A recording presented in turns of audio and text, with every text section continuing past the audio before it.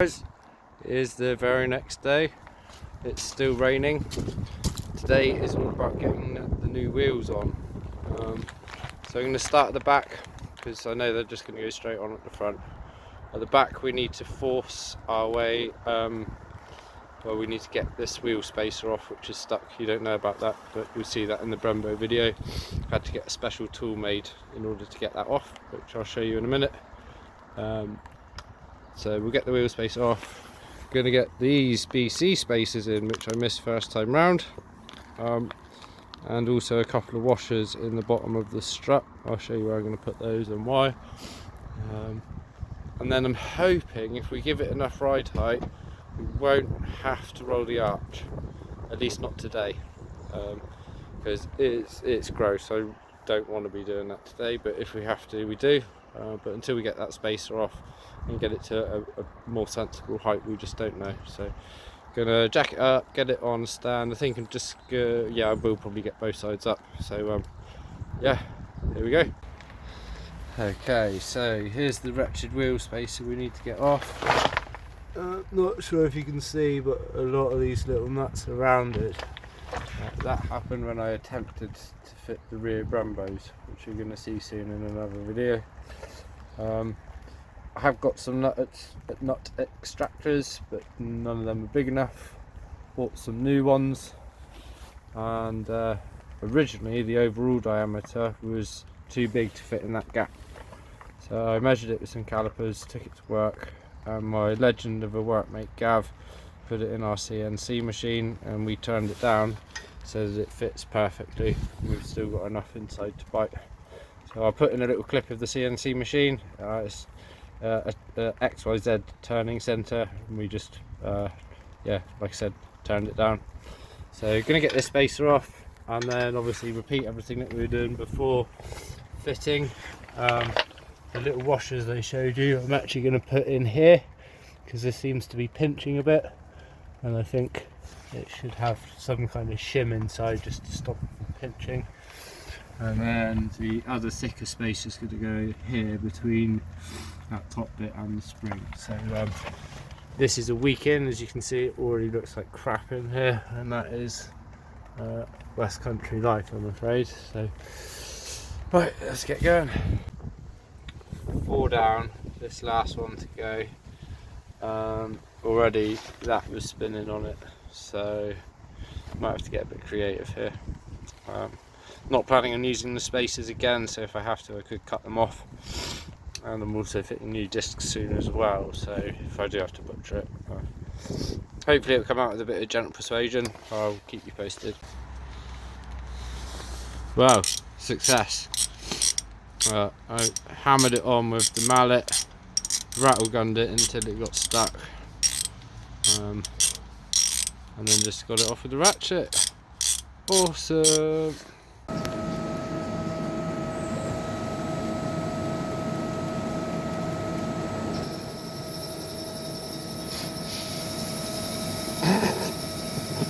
Okay, so got the shock out.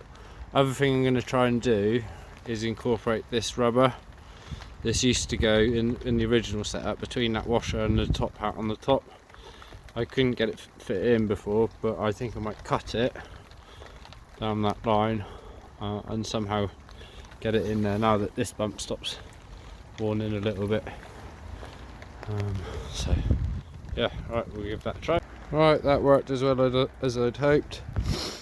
I just split that rubber thing down the middle with a hacksaw and then put the top half under there, and because that had been going for a week, that bump stop had gone down a bit and it's all nice. So I'm going to get that back in, get that other spacer on the top of the spring, start fiddling around with the ride height.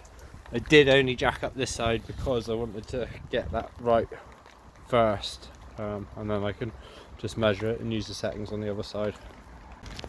Okay, so I decided my new ride height measurement is going to be from this part here to the face of this gold bit, and I've done that to 50mm with the caliper. That's about 5mm more than what it was, and we seem to be safer within the thread. That doesn't include that little plastic shim as well, so that'll give us a couple of mil. I'm also going to put in less preload this time.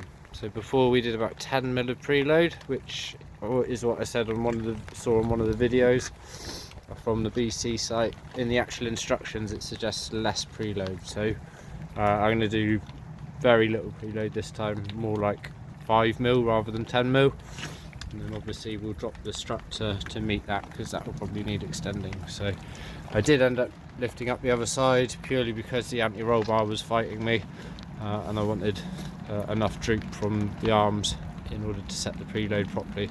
I think with it on the ground on the other side I'd never have got that quite right. So here we go. So the other thing I'm going to do slightly differently this time is put the slightly shorter bolt through the spring arm, spring seat arm, and then the longer bolt through the strut one, just because I need a little bit more thread on that one, because the bottom of the BC is a bit wider than the stock. Right, so set the preload, set the distance. What I'm going to do is attempt to slip these washers in between the bushing and the bottom of the strut on either side, just because there is a bit of play left to right and I don't want to be bending that in too much. So we'll see how we go. Might be just a bright idea, might not actually work, but it's just one of those things I've been thinking about since last week. And then we can put the wheel on. Yeah! So a little tip to get this strut top out, because it is a bit fiddly on the other side.